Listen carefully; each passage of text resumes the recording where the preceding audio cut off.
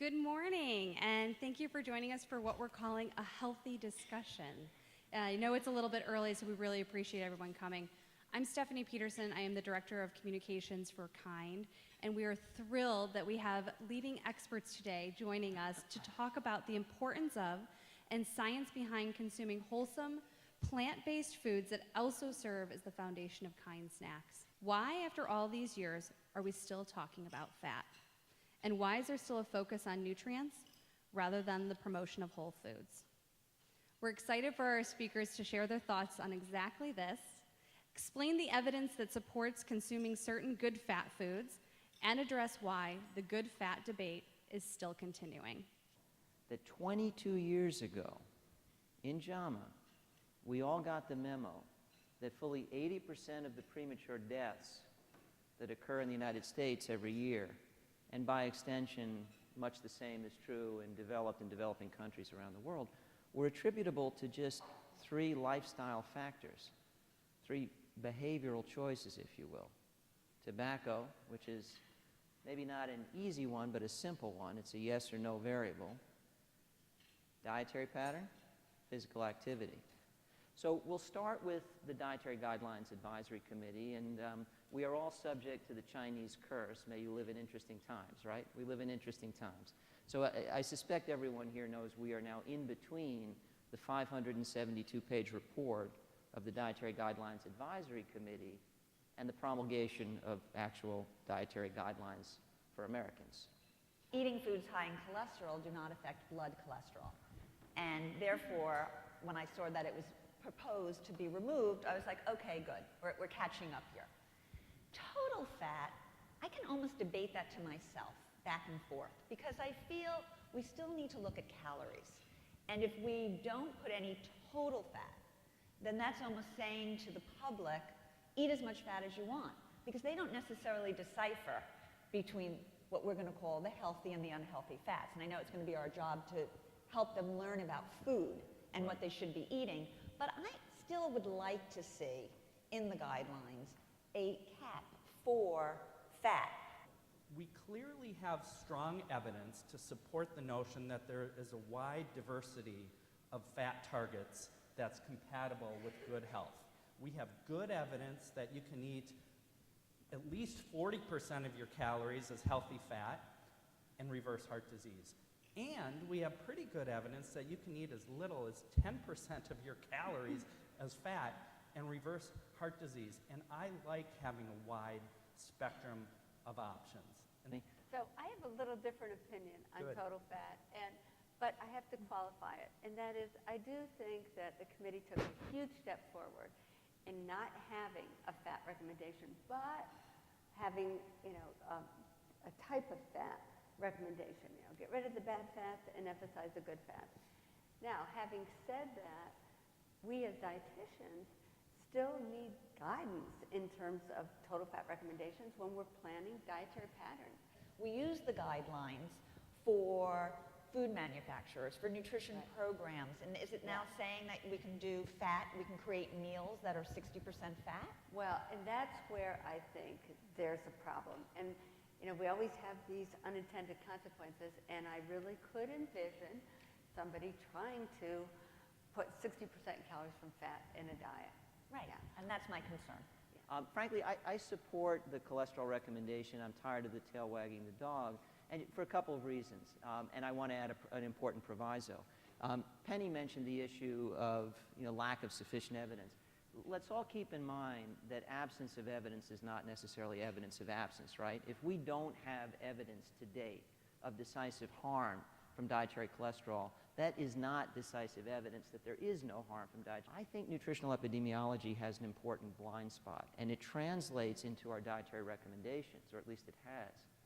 And that is, we tell people what not to eat and don't think enough about what will they eat instead. Or we tell them what to eat and don't think about what it will bump out of their diets. All right, so the next question, and this may be an easy one. Many of us are involved not only in science, but communication of science. Is it working? What is the public's understanding? We'll focus on dietary fat, but Are they getting nearer to an understanding that we would deem acceptable, or are we just confusing the hell out of everybody? Penny, what do you think? Just real quickly, I think we're confusing them a lot, and so that they're focusing on single studies rather than a body of evidence. And I think if we can tell them to pay attention to authoritative bodies and recommendations from them, like the Academy, the fatty acid position paper that was updated 2 years ago or a little over a year ago, recommendations from Dietary Guidelines for Americans and American Heart Association, rather than just focusing and paying so much attention to one study after the next, which oftentimes contradict each other. And if the media, I mean, yes, there's so many in this room that talk to the media, and we try to tell them, no, butter is not back. I mean, a little bit of butter is okay, but no one understands that little.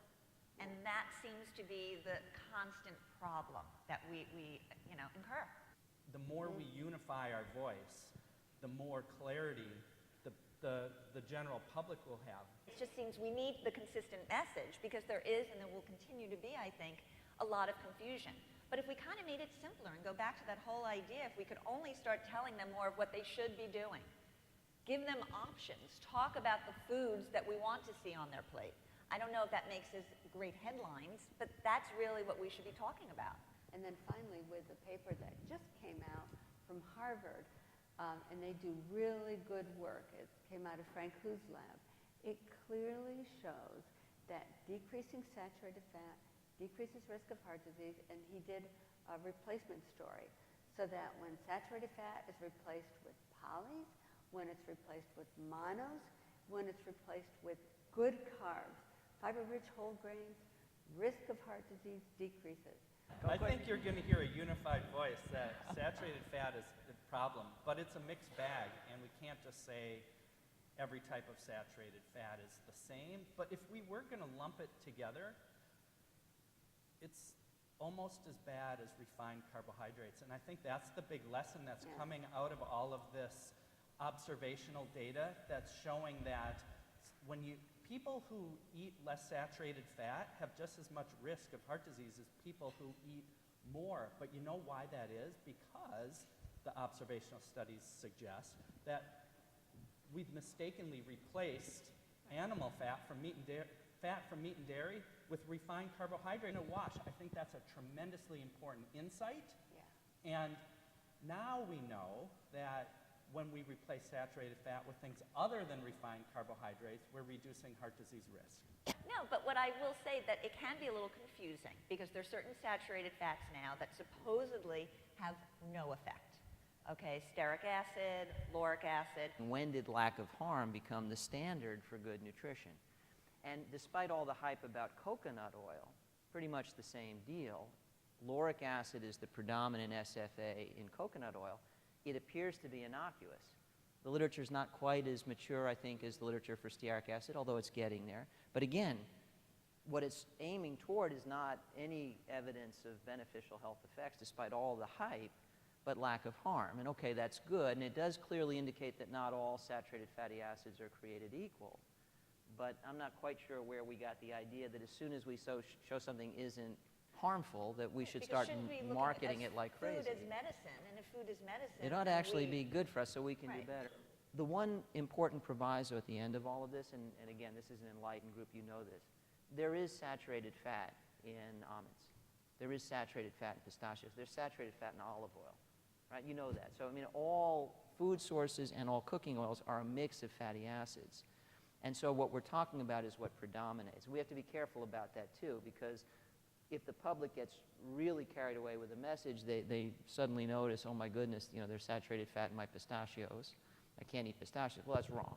You know, there can be... Because then we're getting carried away again about single nutrients. Right. I mean, and we the need to fact... look at the whole components of, let's say, almonds or other foods that have some saturated fats. A little bit of saturated fat is okay. It's the mix. I think there's a big marketing problem that we've consistently failed to adequately convey very important information to the public, and we have to learn how to, we need to know our audience and figure out how to convey things in simple, I think, visual formats. could we fix a lot of the damage if we focused on foods rather than nutrients? Is that the next big thing? Absolutely. I think, Keri said, Michael, we've got to make things really simple. People think in terms of foods, and I think if we can wrap our heads around that, our messages around that, we can make great strides. People eat food, and there's no better way to simplify the messages than eat this. We need to be getting to these individuals when they're children. I mean, let's start there. I mean, I always wonder, I'm going to date myself, but when did home ec leave the schools? Okay, we used to be taught how to cook. Okay, kids are graduating high school now, and they don't know how to boil water. Right. I mean, we need to get back into the schools somehow. And besides recess, that's a whole nother story that they don't even have. Their lunch is given to them at 11 o'clock, squeezed in. They have no time. I mean, it's just gotten crazy, and I think we really need to, if we're looking at where the problem is, we need to really start going into where the children are young and starting to fix what's going on in the schools. And I mean, there might be people working the schools here, and that's not my specialty, but it's just what it appears to me that there's still a very big problem there. Right. Absolutely. Our field of nutrition has advanced tremendously in recent decades, and the field of marketing has advanced tremendously at the same time. But we're on parallel paths, and I think we need to get married. And because we're missing a lot of marketing opportunities, it's just not our expertise, and we need really sophisticated strategies to get the word out. We need to unify, and we need to get the word out. The prize, in the short term, if you're an athlete, it may be winning the race, but I think for most of us, the prize is the combination of longevity and vitality, living long and prospering, right? Many years in life, much life in years. I think that's the prize, a good long life. And the best evidence we have of what works in the real world at present is the blue zones, where people live the longest, have the best health. And actually, some of them eat an awful lot like the diet described by Dean Ornish, and none of them eats a diet anything remotely like a ketogenic diet. So, I think if we look across the spectrum of evidence, intervention trials, short-term metabolic studies, we can learn a lot. I totally agree with you, and we need to keep an open mind. But on the other hand, if we want to adopt dietary patterns that are associated with the best outcomes over the course of a lifetime, then a ketogenic diet really doesn't show up in that mix. And what's interesting about the blue zones, and I suspect you all know about them, work of Dan Buettner, but characterizations of the world's longest-lived, most vital populations, they all eat food, not too much, mostly plants, but with marked variations on the theme. The other point, which didn't come up in our discussion at all, and yet I suspect everybody here is passionate about it, is the planet. One of the problems with advice about eat more meat, butter, and cheese, other than it being largely at odds with the evidence, is there's 7 billion of us and more on the planet, and the planet can't sustain that. The environmental costs of that are huge. The water costs of that are huge. Shifting to a more plant-based diet is one of the most environmentally responsible things any of us could do, and it happens to be a confluence of the interests of the individual people and the planet. And given a choice, maybe I can eat this way, maybe I can eat this way, and this way is better for the planet. I think that ought to be part of the argument, and that was in the Dietary Guidelines Advisory Committee report as well. I wonder if that will make it in. I don't know, but I applaud. I think that's a whole nother lecture. Yeah, but I applaud this Dietary Guidelines Advisory Committee for the first time ever addressed sustainability in the report. I think that was a beautiful thing. I don't think we can ignore that anymore. No. But I'm seeing waving arms from the back of the room telling us we're out of Yes. time. Everyone has another session to go to. Okay, those of us who can mingle for a little while will do that. But otherwise, thank you both so much. Thank My you. thanks to Penny and Abstention. Thank Now, you please all. give another round of applause for our wonderful panel for Katz. Thank you all so much for Thank a you. wonderful discussion this morning, and to all of you for joining us. Really appreciate it. As Dr. Katz said, we're welcome to take a few more individual questions. And on the way out, we have some parting snacks as well. So thank you all. Thank you.